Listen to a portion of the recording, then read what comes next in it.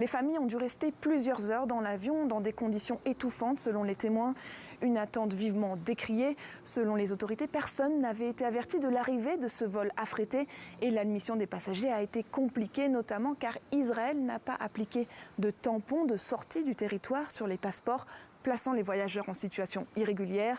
Sous la pression de la société civile, le président Cyril Ramaphosa a fini par intervenir pour débloquer la situation.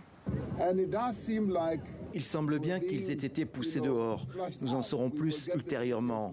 Mais d'un point de vue humanitaire, nous ne pouvions pas les renvoyer d'où ils venaient. C'est le deuxième convoi surprise de Palestiniens qui arrive en Afrique du Sud. Et il y a beaucoup de questions autour de l'organisation à l'origine de ces trajets. L'ambassade de l'État de Palestine dénonce dans un communiqué une extorsion de ces familles qui ont raconté avoir dû débourser plusieurs milliers d'euros, partir sans aucun bagage et sans même connaître leur destination. Pour beaucoup d'activistes, le problème va au-delà. J'ai parlé à l'un des trois qui ont pu monter à bord de l'avion.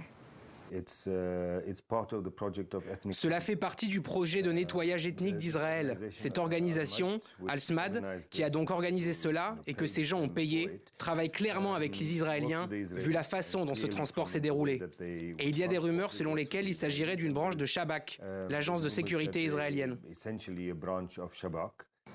Les familles ont désormais été prises en charge par plusieurs organisations de société civile. Nombre de ces Palestiniens comptent déposer une demande d'asile.